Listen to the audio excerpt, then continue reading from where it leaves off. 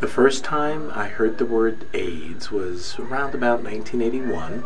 I was living in Boston. I was just graduated from college, and I had heard rumors and there was talk about it. Being in Boston, we weren't sort of ground zero like New York, but we were close enough that we were hearing a lot of the news and stuff like that. So it was kind of scary. I was newly out, newly graduated, kind of figuring out what it meant to be gay at that point.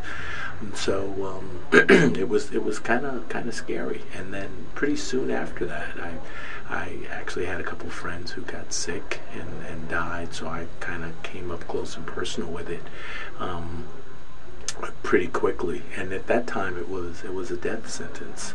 I think where it's changed now is that it's not necessarily a death sentence, and certainly I know many people who are living and thriving with AIDS and HIV and doing well.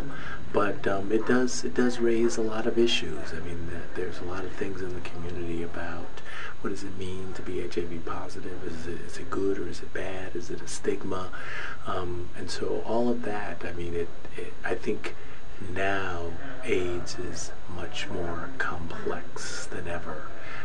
What has happened with the knowledge and the medical technology and education is that it's no longer in the shadows, but there still are things about it, I think, that are in the shadows, and behaviors that people are either embarrassed to admit they're doing or things that they're embarrassed. So I think there is still some AIDS-related stigma, and I still myself and I know a lot of people, when we learn that someone has converted, there is a little bit of a gasp in this day and age. How could that happen? I've had actually two friends, one much younger than me and one about my age, who have converted in the last year or so, and it makes you wonder, like, why, how, in this day and age with all the information that's out there, how can that happen?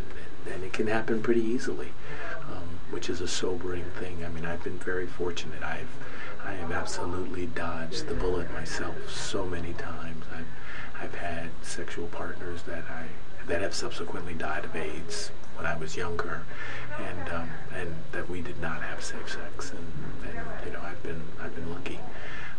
So and I think we all try to do our best about safe sex, but there's still lots of issues around why people sometimes don't or can't or won't, and so I think that contributes to the complexity of what AIDS is today versus it was much more black and white in 1981 when we first were learning about it. So there you go.